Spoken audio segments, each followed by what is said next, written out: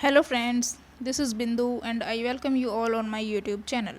So how are you all? Hope you are all good and doing well. So आज की video में हम कुछ क्वेश्चंस देखेंगे जो कि होंगे CDP से related. CDP means child development and pedagogy.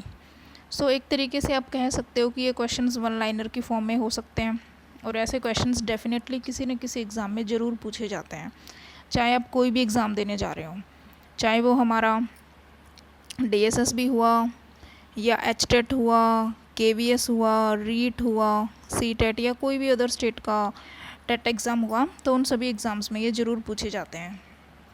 ऐसे क्वेश्चंस हमें ज़रूर देखने को मिलते हैं. सो ये वीडियो बहुत हेल्पफुल रहेगी आप सभी के लिए और आप अपने दोस्तों के साथ शेयर करना अगर आपको वीडियो अच्छी लगे. जो भी आपके फ्रेंड्स टीचिंग एग्ज़ाम की तैयारी कर रहे हैं उन सब के साथ शेयर करना एंड मेरे चैनल को सब्सक्राइब करना.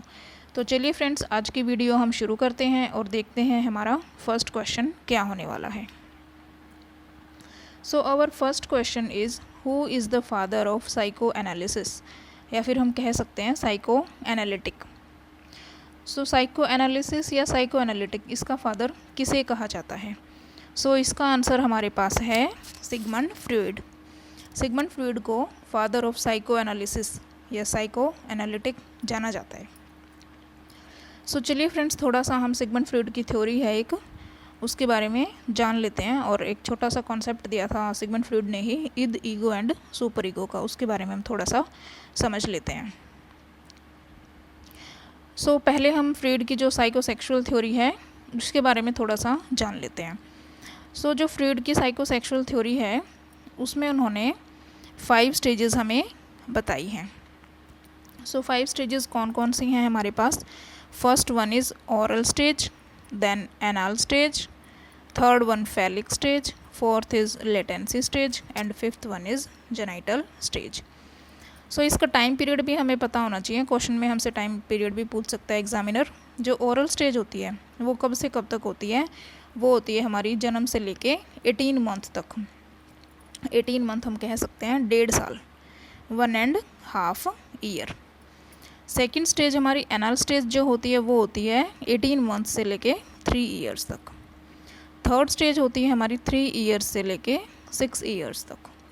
फोर्थ स्टेज हमारी होती है 6 ईयर्स से लेके प्यूबर्टी तक, या हम कह सकते हैं 11 ईयर तक.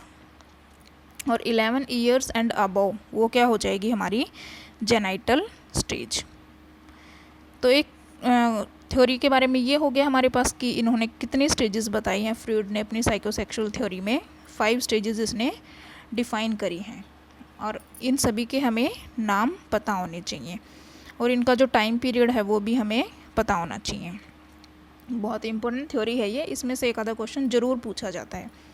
सो इस थ्योरी को हम कैसे याद कर सकते हैं? चलो थोड़ा सा एक निमोनिक बनाया हुआ वो समझ लेते हैं. इन 5 स्टेजेस के नाम हम कैसे याद रख सकते हैं? सो इसका निमोनिक हम क्या बना सकते हैं? जैसे O, A, P, L, G. O से क्या बना? Oral stage. A से क्या बना? Anal stage. P से क्या बना? फैलिक. L से क्या बना? लेटेंसी. और G से क्या बना? Genital stage. सो इसको हम कैसे याद रख सकते हैं? आप थोड़ा सा वो देख लो. अगर आपके मन में कोई और आइडिया है, हिंट आपको मतलब समझ आ रही है, कुछ और निमोनिक आप बना सकते हो तो आप वो भी बना सकते हो, कोई दिक्कत नहीं है. तो जैसे इसमें हम बना सकते हैं O, A से क्या बन रहा है? इससे हम एक हिंट बना सकते हैं ऑल. P से क्या बना सकते हैं हम? Parents. All parents love grapes. All मतलब हम इसको कह सकते हैं OA, समझ सकते हैं OA. ऑल में OA प्रोनाउंसिएशन हो रही है ना. सो एक हिंट हम यहाँ से मिल सकता है हमें, एक हिंट. सो O से OL, all. OA parents love grapes. O से हम क्या समझेंगे? ओरल. A से क्या समझेंगे? एनाल. P से क्या समझेंगे? फैलिक. L से लेटेंसी एंड G से जेनाइटल. सो ये हम एक छोटा सा निमोनिक समझ सकते हैं. अगर आपको ऐसे नहीं याद रखना तो आप इनके फर्स्ट वर्ड भी याद रख सकते हो कि OAP एंड देन हमारे पास क्या हो जाएगा? LG. OAP LG. यहाँ से आपको थोड़ी सी थ्योरी याद करने में आसानी रहेगी। क्विक रिवीजन आप ये निमोनिक बना के ले सकते हो। क्विक रिवीजन जब भी आप करोगे तो ये बहुत ही हेल्पफुल रहेंगे और हमें ज़्यादा टाइम तक याद भी रहेंगे। और ये टाइम पीरियड जो है ये हमें याद रखना पड़ेगा।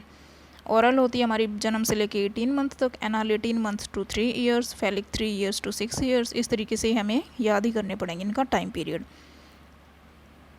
सो फ्रूड ने एक तो हमें साइकोसेक्सुअल थ्योरी दी है, एक और कॉन्सेप्ट बताया है, चलिए उसके बारे में हम थोड़ा सा जान लेते हैं।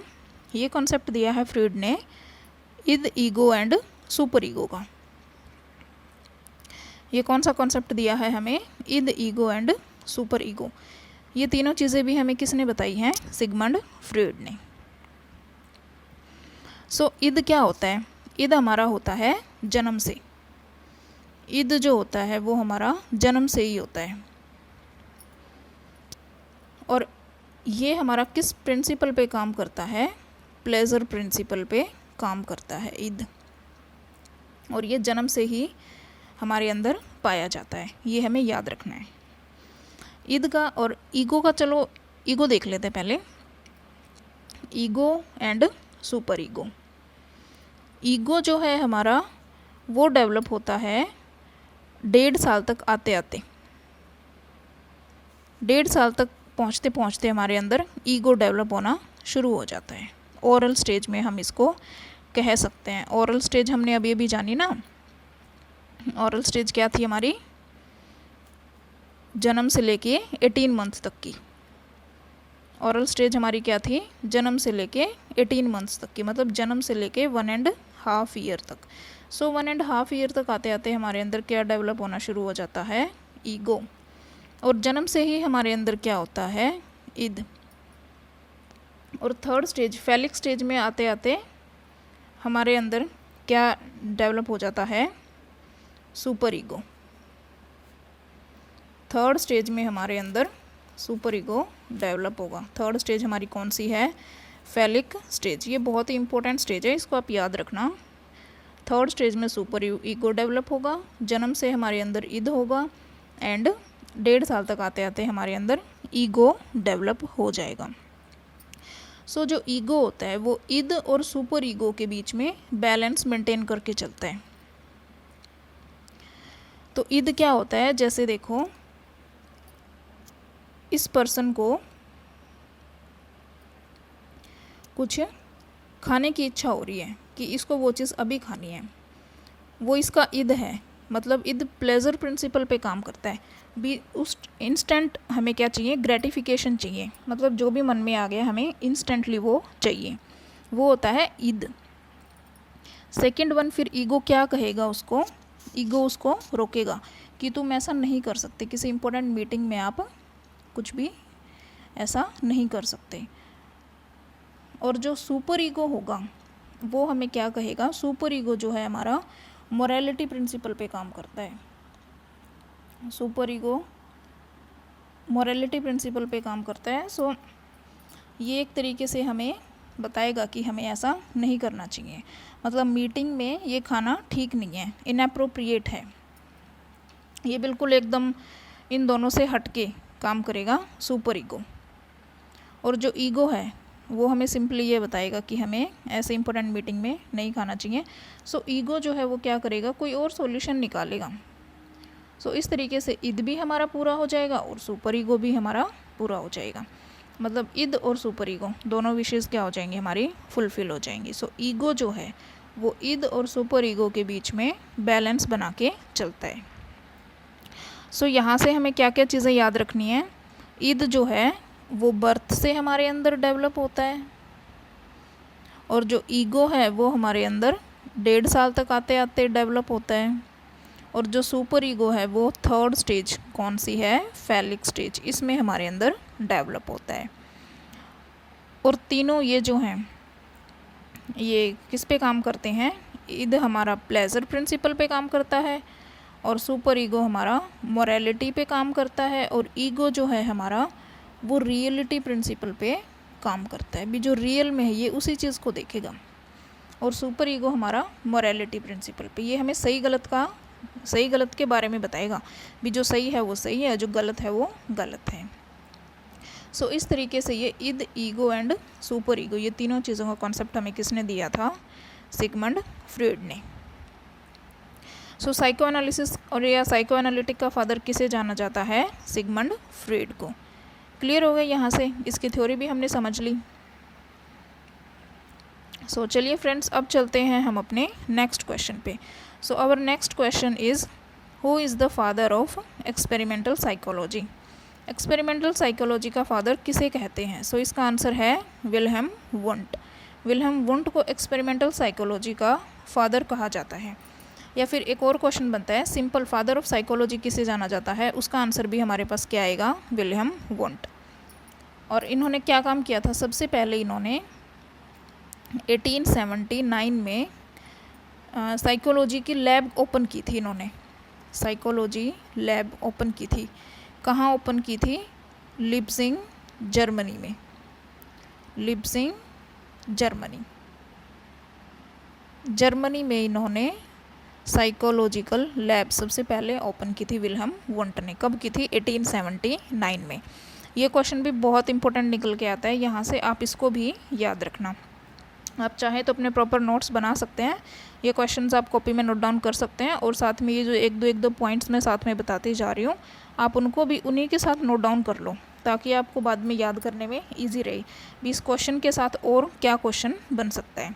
सो विल्हेम वुंट ने 1879 में लिप्जिंग, जर्मनी में सबसे पहले साइकोलॉजी की लैब ओपन करी थी। सो ये हो गया हमारा क्वेश्चन। अब चलते हैं हम अपने नेक्स्ट क्वेश्चन पे।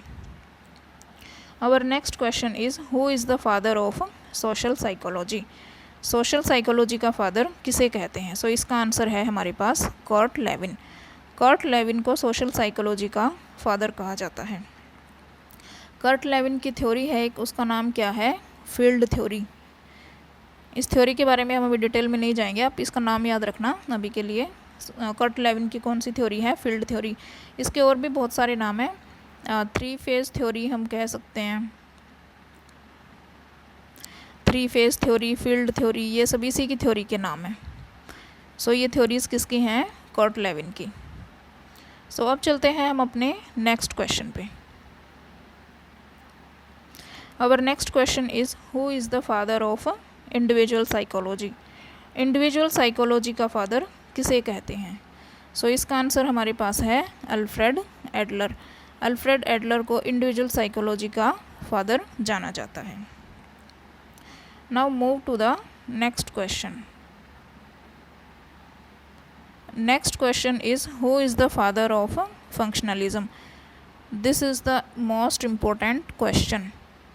फंक्शनलिज्म का फादर किसे कहते हैं? सो फंक्शनलिज्म का फादर कहते हैं विलियम जेम्स को। लास्ट ईयर आई थिंक 2021 में हुआ था एग्ज़ाम HTET का, तो उसमें जो लेवल 2 का पेपर था, TGT लेवल का, उस पेपर में साइकोलॉजी में एग्जामिनर ने बहुत सारे क्वेश्चंस ये फादर के ही पूछे थे कि who is the father of functionalism, who is the father of structuralism, who is the father of psychology. So इस तरीके से बहुत सारे क्वेश्चंस उस टाइम उस पेपर में ऐसे ही पूछे थे एग्जामिनर ने। सो हमें ये फादर भी याद करने चाहिए, ऐसे नहीं कि थ्योरीज हमने पढ़ ली, यहाँ से भी बहुत सारे क्वेश्चंस पूछे जाते हैं। साइकोलॉजी में पता नहीं एग्जामिनर का कहाँ से कौन से क्वेश्चंस पूछ ले, स्टेटमेंट वाले भी पूछ लेता है एक आधे क्वेश्चंस, वो भी डेफिनेटली हमें देखने को मिलते हैं, और ऐसे क्वेश्चंस भी उस एग्ज़ाम में पूछे थे। हम वो क्वेश्चन पेपर भी मैं आपको दिखाऊंगी, डिस्कस करेंगे हम उसको आगे आने वाली वीडियोस में। सो ये हो गया हमारे पास फंक्शनलिज्म का फादर किसे कहते हैं? विलियम जेम्स को। सो ये थी फ्रेंड्स हमारी आज की वीडियो। कैसी लगी आप कमेंट करके ज़रूर बताएं, एंड मेरे चैनल को शेयर करें अपने दोस्तों के साथ जो भी टीचिंग एग्ज़ाम की तैयारी कर रहे हैं, और मेरे चैनल को ज़रूर सब्सक्राइब करें और बेल आइकन का बटन भी प्रेस करें ताकि आपको तुरंत नोटिफिकेशन मिल सके। सो ये थी फ्रेंड्स हमारी आज की वीडियो, एंड ऐसे ही हम आगे आने वाली वीडियोस में और भी क्वेश्चंस करते रहेंगे। सो आप बने रहें, एंड मिलते हैं नेक्स्ट वीडियो में। Till then bye bye, take care.